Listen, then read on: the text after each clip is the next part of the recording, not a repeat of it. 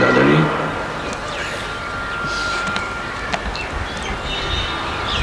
حضرت قبلہ صاحبزادہ علامہ مولانا سید سعید الحسن دامت برکاتہم، مہمانان گرامی، علماء کرام، برادران اہل سنت، آج کا یہ مبارک اجتماع حضرت عمدۃ العارفین قبلہ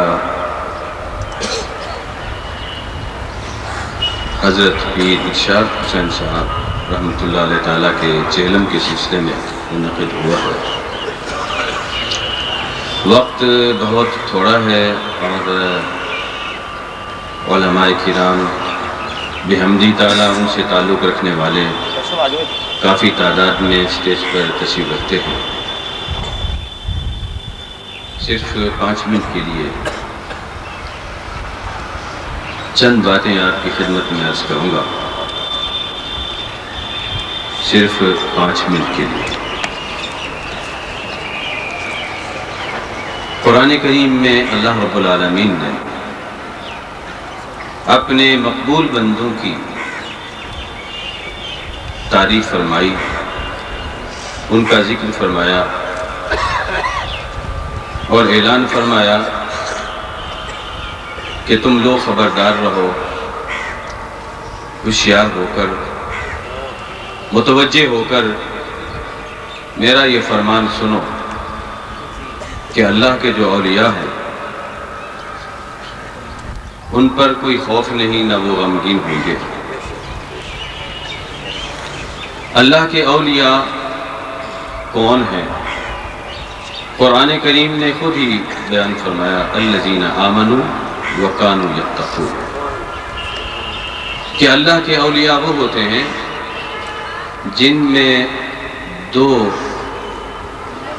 باتیں پائی جائیں۔ پہلی بات آمنو ہے اور دوسری بات وکانوا یتقون ہے۔ آمنو جو ایمان لائے، ایمان کس چیز کو کہتے ہیں؟ ایمان کا مطلب کیا ہے؟ تفسیر مظہری میں علامہ قاضی ثناء اللہ پانی پتی رحمۃ اللہ علیہ تعالیٰ نے لکھا ہے، الایمان هو الاعتقاد الصحیح، ایمان صحیح عقیدے کا نام ہے۔ یہ بات ذہن نشین کر لیجئے، ایک عقیدہ ہے اور ایک صحیح عقیدہ ہے۔ یہ بات ہمارے لیے بڑی توجہ طلب بات ہے کہ اس دور کے اندر بہت سے لوگ ہیں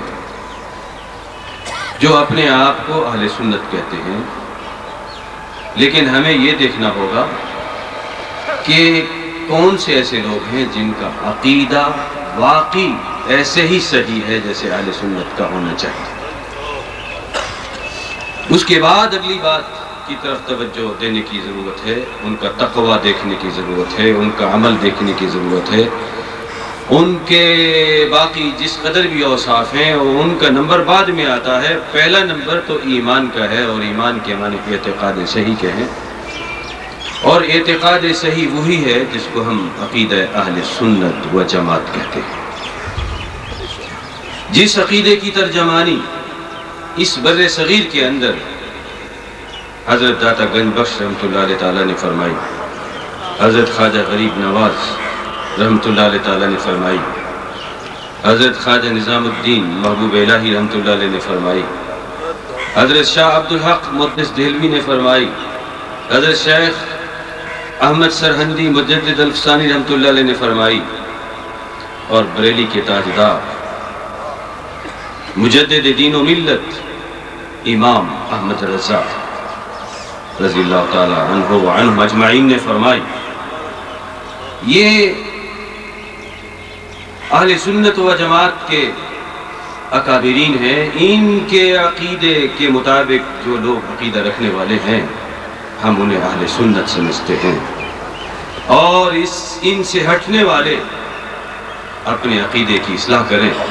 جب تک ان کے عقیدے کی ان کے عقائد کے ساتھ مطابقت نہیں ہوگی تو وہ آمنو کے دائرے میں داخل نہیں ہوگی۔ اس لیے سب سے پہلی بات دیکھنے والی یہ ہوتی ہے، چنانچہ تفسیر مظہری میں قاضی ثناء اللہ پانی پتی رحمۃ اللہ علیہ تعالیٰ نے جو سنی کی تعریف کی ہے، وہ فرماتے ہیں سنی کس کو کہتے ہیں؟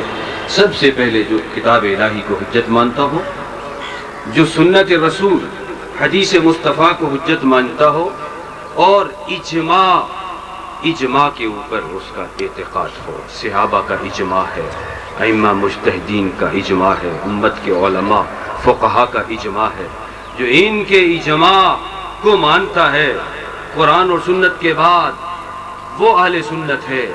قرآن کو نہیں مانتا تو مسلمان ہی نہیں، حدیث کو نہیں مانتا تو وہ مسلمان ہی نہیں ہو سکتا، اگر اجماع کو نہیں مانتا تو وہ صحیح العقیدہ نہیں ہو سکتا۔ یہ باتیں جو ہیں ان کو ہمیں ذہن نشین رکھنے کی ضرورت ہے۔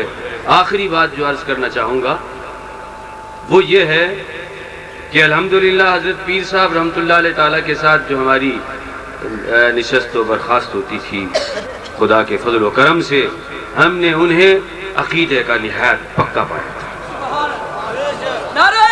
عقیدے کے اوپر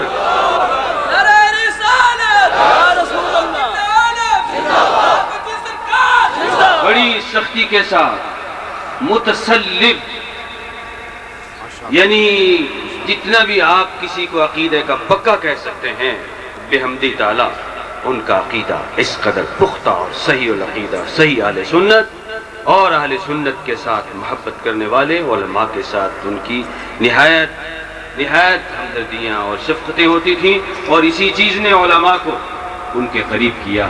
اور آپ یقین فرمائیے کہ آج ہمارے دل و دماغ میں ان کی